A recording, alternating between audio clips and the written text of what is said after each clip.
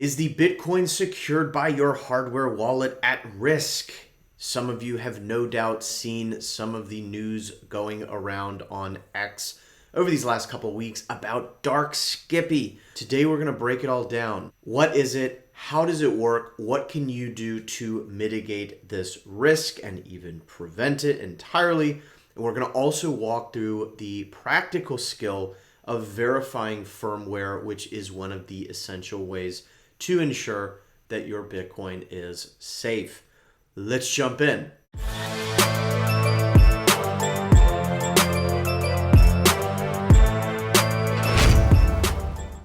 This video is made possible by Bitcoin trading cards, and I am pumped to have them as the first sponsor on my channel. I met Aladdin and the team back at Pacific Bitcoin 2022, and I'm not gonna lie, at the time I thought, okay, cool, a quirky little Bitcoin project, but little could I have imagined at the time how this project would capture imaginations. I've personally used these to orange pill people that I care about in my life. The art is stunning and features Bitcoin artists all around the world. You get high quality Bitcoin education on topics like economics and freedom as part of that, which makes this, as you can imagine, a really special project for me. And I'm not gonna lie, it makes you want to collect these. The community behind this is also truly insane. And I think they have a real shot at bringing Bitcoin to the mainstream. So if you're curious to check them out, head over to btc-tc.com where you can find the different series they've launched. And hey, if you do end up snagging some cards, you'll also get some Bitcoin rewards back on your purchase, powered by Jolts. Here's to ripping packs and stacking sats. So what happened? Dark Skippy was disclosed as a potential threat and attack against signing devices such as, hardware wallets that you may use to secure your Bitcoin. I have a whole variety of tutorials on these types of devices on the channel. Many of you have seen. And so to be clear, this attack in theory has been around for a long time. It's this idea of how malicious software can exfiltrate, right? Opposite of infiltrate. Exfiltrate information such as your secret key or seed phrase from your signing device. And while there has been some debate around whether there is an actual example of this in the wild, it appears that there has been. I'm going to throw up this page here. This is an interesting kind of document from quite some years ago about this Bitcoin nonce reuse attack. In any case, what is notable about this now, the sort of news here, is that this type of attack has now been found to be achievable in a much shorter amount of time and effort. And frankly, I think it is good for this sort of news cycle to be going around because a lot more people are going to be aware of this and be thinking of the right mitigation strategies. So how does the attack work? We are assuming that there is malicious firmware that has been installed on the signing device. And so if this malicious firmware has found its way onto your device and you, the unsuspecting user, go to sign a Bitcoin transaction, right? You use your, private keys on your device to sign a Bitcoin transaction, and then you broadcast that transaction to the network however you will. What happens when you sign transactions is that there are these things called nonces that are getting attached and added to your signature. And so what the malicious firmware or malicious software here is doing is it is, instead of a random nonce, it is using a purposefully weak, low entropy, as we say, nonce, which includes in it a chunk of the seed phrase, such that when the transaction gets broadcasted to the Bitcoin network and it's, sitting in the mempool for all nodes on the network to see, what's happening is the attacker is scanning for all these incoming transactions and checking to see if they have a particular watermark or some particular bit of data that allows that attacker to identify that, oh yes, this is one of the transactions. And then once identified, the attacker is able to run an algorithm that is similar to Pollard's kangaroo algorithm. That is where the name Dark Skippy came from. And essentially they will crack that weak low entropy nonce, which allows them to exfiltrate a portion of that seed phrase. And so with a transaction with even just 2 inputs, the attacker with this sort of latest disclosure is able to retrieve a full 12-word seed phrase just with that 2 input transaction, or potentially, 2 transactions depending on the number of inputs. And you can see this video where they demonstrate this. You can watch this in its entirety. They do a live example and demonstration of this attack. And so this attack is notable for a variety of reasons, right? It is incredibly difficult to detect, right? You, the unsuspecting user, maybe you use the world's best hardware wallet that had true randomness for the generation, the creation of your seed. Like that's independent from what's happening here. What's happening here is the later stage of applying signatures. And if any sort of malicious firmware has found its way onto that device, it doesn't matter how well you created the seed phrase, and it is incredibly hard for you, the user, to detect that an attack is even taking place. Furthermore, like air-gapped device, like air-gapped has no relevance here whatsoever. You may say, oh, well, if I'm using my device in an air-gapped fashion, does that make me safe? No, that has no relevance to this type of attack. Even stateless signing devices, meaning like each session that you power it on, you put in your seed phrase, even those, like, it doesn't matter. So that's what makes this a particularly tricky attack. And so let's now talk, of course, about how to mitigate this. Okay, so generally speaking, these sort of general principles here are the things you would probably guess, right? Are you using a signing device with open source verifiable firmware? That is essential, non-negotiable at this point, and we are going to show and demonstrate how to do that firmware verification, which in a lot of my tutorials I go through and I say, hey, I know this is an onerous step and it's a step that not everyone does, but I would encourage you to get into the habit of doing it. This is why, right? And so open source verifiable firmware builds, that is essential, that is critical. Obviously the reputation of the hardware wallet manufacturer does matter, right? So, that's kind of one overarching piece of this, but there are other layers to this as well. So at the sort of like signature protocol level, there are a couple of hardware wallets that are using anti-exfil technology to essentially prevent this type of attack entirely, which is pretty cool. Those hardware wallets are the Blockstream Jade, which I have done a tutorial on this channel for. I really like the Jade. It has an interesting and unique security model to it. It's at a pretty great price point, and it has this anti-exfil technology, which I didn't feature in that video when I did it, but that is pretty cool, and that was, I believe, co-developed with the other hardware wallet that is employing this currently, which is the Bitbox. I don't have a Bitbox. I have not played around with that myself, but that is the other one, and I'm pretty sure you need to be using those as with a USB cable, so like not air gapped, which is sort of weird and interesting. But you need to be using those, I believe, in a wired fashion for that anti-exfil stuff to work. You can read up on how that works if you are curious on this Blockstream blog page. Beyond that, there is also what are called deterministic nonces. This is codified by RFC 6979, and this essentially stops all kinds of non-covert channel attacks. And you're going to see quite a few hardware wallets that use this. The Cold Card uses deterministic nonces. Keystone. I couldn't find if something like the Foundation Passport, which is one of my favorite hardware wallets, uses deterministic nonces or not. The thing also is deterministic nonces, as the Dark Skippy disclosures here note, it's not like the end-all be-all. It is good if a hardware wallet is using it. However, really what you want to be doing is to check that it's actually doing what you think it's doing, right? Like, just because a hardware wallet says they're using deterministic nonces, it's the same thing as if you were just sort of blindly trusting firmware. And so ideally you would be checking that, yes, indeed, the nonces are working as expected on every signature.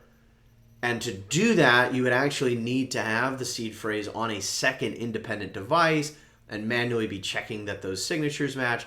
So like that is also a pretty difficult kind of process to expect of people as well. But that is something that you can do. So like if you were using a cold card, for example, you could have a totally separate independent device. You could load up your, you could create your seed phrase on one. You could load that same seed phrase up manually on another, and then, pass both of them the same partially signed Bitcoin transactional information, produce the signature, and check that they match.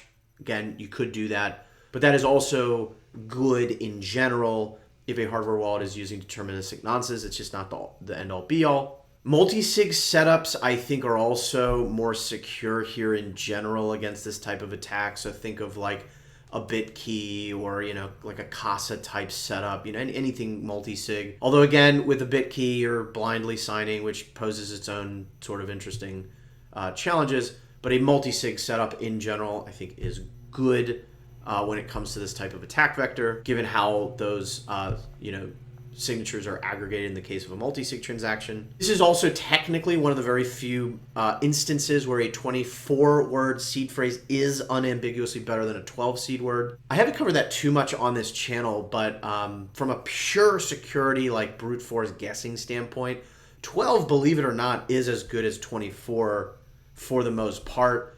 But in this particular case of an attack, the 24-word seed phrase is going to require more transactions, not that many more, but more transactions at least than a 12-word seed for them to exfiltrate all of your seed words. Otherwise, they would need to brute force guess the remaining 12, which, good luck with that. Also, if you're a hodler and like you literally never spend your Bitcoin for the rest of your life, you are fortunately immune to this type of attack, because it is only through applying your signature to a transaction and broadcasting that transaction to the network that you are going to have this happen. So, Okay, so again, we went through some general principles there, a couple kind of like manufacturer specific notes there. Again, I'm not going to be able to kind of go through an exhaustive list of all of them, but depending on what you're using, you should be, looking up like what have they said about this type of attack? What is it that they are using? Are they using one of the methods that we've discussed so far? Now, let's go in and demonstrate how you can verify the firmware. In this particular video, I'm going to do the cold card, which is a pretty popular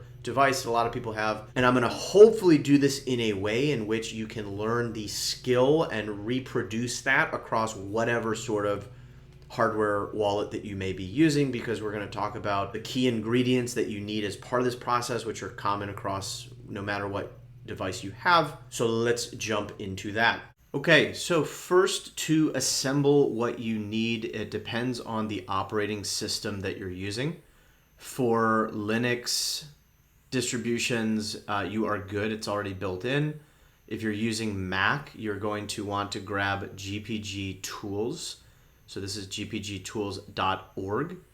And then if you're using Windows, you will want GPG4Win, which you can access from gpg4win.org.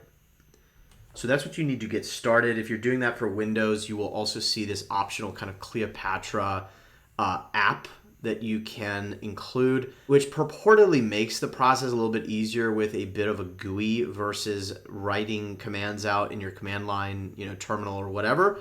I actually think the terminal is easier. So that's what I'm going to show you today. And again, the commands I'm going to be going through today are Windows. But whatever hardware wallet you're using, they should have instructions for how you can do this on different operating systems. Or if they don't, they will at the very least have should have the ingredients that you need to get started, which are a few fold. So there's two main things that we ideally want to vet when we download something from the internet. So we're going to start with Cold Card to sort of demonstrate that. I'm on their upgrade page, right? Just their kind of upgrade firmware page. And so as we can see here, let's say that we're using the Mark IV. You can obviously access other firmware downloads here, but we're going to just grab this V5.3.3 for the Mark IV, released July 5th. So we are going to click this to download it. So that's obviously ingredient one, right, is the firmware itself. But to verify it, you're going to need some other pieces. And again, most good hardware wallets are going to have some sort of a documentation page like this, where if you scroll down, lo and behold, not only will it have instructions on how you actually upgrade that firmware, which I've covered in my other tutorials. So if you're curious about that, check out my cold card tutorials on the channel. Then they will also have some section like this. Don't trust, verify the firmware. So there are two things that we are going to verify, ideally, with anything that we have downloaded, right? We just downloaded that firmware file. And so we want to confirm that the contents of that file are what we think they are. And secondly, we want to confirm that the source of that file is what we think it is, right? So those are the two things that we are going to verify. And so as you can see, Cold Card lays out the instructions in pretty detailed form for the different operating systems, verifying on Mac, verifying on Linux, verifying on Windows, etc. So we're going to get started, and we're going to start with that first piece, i.e. confirming the contents of the firmware are what we expect. And so we're going to run a hashing algorithm, in this case SHA-256, on the actual firmware file and compare the result, the hash, to some sort of signatures file that the hardware wallet is going to have. So typically in the form of signatures.txt, we can open this and see indeed all of these different, see each of these, the dates, the different firmware files that you can see in this second column, along with the hash values that you see on the left. And so what we're going to do is we'll open our command prompt. I'm going to type the command cd downloads, which is just going to move us to point our commands at the downloads folder, which is where, of course, I just downloaded the firmware file. Here, by the way, is that file, as you can see. So that is the firmware file, this .dfu file. That's what I just downloaded a moment ago from Cold Card. And as we can see, it's giving us the command for Windows. In this case, it's going to be different for Mac, different for Linux. But we basically want to grab the name of this file. And we're going to come back to the command prompt, and we're going to say cert util hash file. And we've pasted in the file name, as you can see. And then we're going to finish it with SHA-256 because that is the type of hashing algorithm that Cold Card is using for this verification. So cert util hash file, we're basically just saying, hey, go hash this file. We've given it the name, and here is the type of hashing function that I want you to run. We hit enter, and we get this hash value. And so what we can do is come back to the signatures file, this signatures.txt. And again, you can see that SHA-256. That's how we knew that that's what type of hashing algorithm we needed to use. And then we can simply locate the 5.3.3 MK4 coldcard.dfu. So it is this one here. I'm going to come and kind of highlight this, right? So that's the firmware file that I've just downloaded and created a hash on. And indeed, if I kind of move this, we can compare and see that yes, 4D837, blah, blah, blah, blah, blah. This is the exact same hash value. So what is this telling us? This is saying that the contents of this data, the contents of this file that we've downloaded are the exact same as what Cold Card has listed out.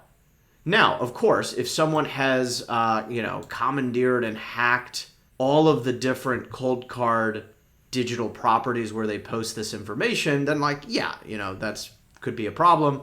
But again, it would require them to not only take over the cold card website, but this is also, as you can see, posted on GitHub Like, it would be very, very, very difficult for an attacker to take over all of those different assets and sort of spoof all these values as well. So that is step one, right? Verify that the contents of the file are indeed what you expect. And then the second step is to verify that the source of it is what you expect as well. Or said another way, that the signature applied to this file was produced from the keys that are actually associated with the hardware manufacturer. To do that, we can come over and go to this next section, verify the PGP signature. So we can come over here and just right click, save as.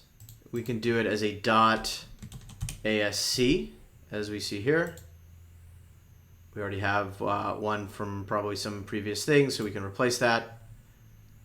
So we've right-clicked and saved the signatures file. So again, I'm going to go a little bit off of the cold card directions here, just because again, I think Cleopatra kind of sucks, and I think it's also helpful to just know some of the commands as well.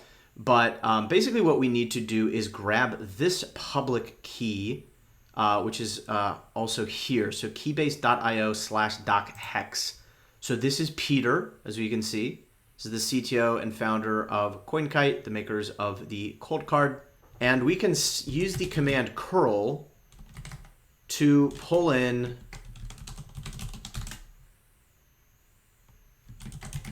.hex's public key.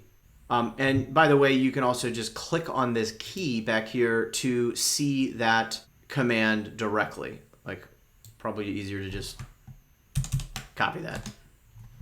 So let me delete this. Boom. So that's the command, curl these PGP keys, and we're using the GPG import command to import this public key. So there's Peter D. Gray, Peter at CoinKite.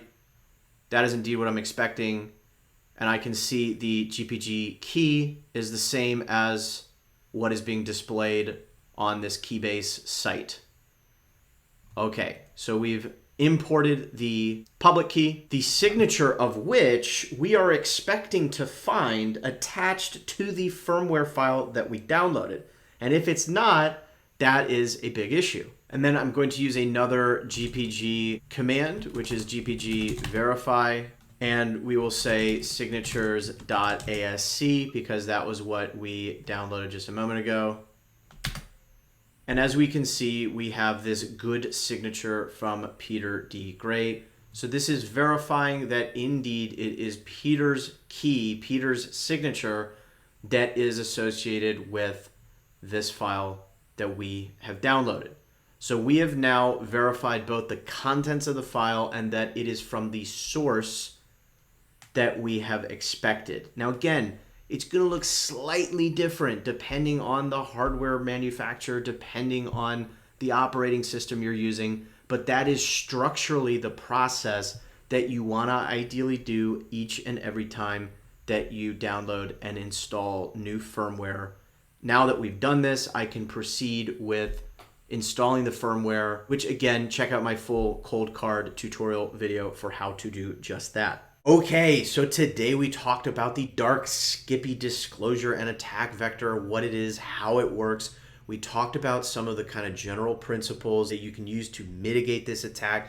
And really it comes down to using a open source hardware wallet, open source firmware that is verifiable, that is reproducible. And we went through that process of verifying firmware to demonstrate how that works. In the past, I have encouraged you, and now I would even more strongly encourage you to make that a real habit. A lot of people will also ask, well, like, how often do I need to be doing this and updating firmware? Not often. I think maybe like once or twice a year, and you're probably fine. In my 5+ years of doing this, like, I don't think I can remember a single case where it was like, oh, you got to like really urgently, update your firmware. So don't do this, but so frequently. you want these firmwares to come out and sort of, be in the wild for a little bit before you load them up anyways. And again, a lot of the devices that I'm covering on this channel either have built-in capabilities by which they're also serving as a sort of additional safety layer when it comes to firmware, but you should get into the habit of verifying for yourself. And so where do we go from here? It'll be interesting to see if this whole debate and discussion motivates some sort of standardization of this kind of anti-exfil technology like we see with the Jade and Bitbox. Do we see that adopted on a broader scale? It will be interesting to see, but I think most of you watching this, don't stress, you're probably fine, but very important to be aware of. And one of the trade-offs of being a self-sovereign citizen of Bitcoin, right? There is no kind of, big brother that's gonna kind of help keep you safe. That is on you. That is part of the trade-offs. But I'm curious to hear, what are your thoughts? What are your thoughts? Did today's video hopefully demystify this topic a little bit? Are there other questions you have in relation to Dark Skippy? Let me know in the comments down below. But I hope you found this valuable and insightful. If you did, you already know what to do. Give this video a like. Use the share feature underneath this video. That really does help get this to a broader audience. And if you were so enamored with this content, you want to donate to a pleb, which really does help me continue to make these videos, you can do so in a number of ways. There's the YouTube Super Thanks feature built directly into YouTube, or you can zip some sats my way over the Lightning Network to my Lightning address, ragermajor@getalby.com. And for those of you that want to get in touch with me, I'm now working with quite a few clients one-on-one, helping them with, taking self-custody for the first time, running a Bitcoin node, Bitcoin privacy best practices, and more. You can reach out to me at vita.io/IanMajor. But for now, we'll go ahead and leave this here. As a reminder, every sat counts. And until next time, my friends, I'll see you then.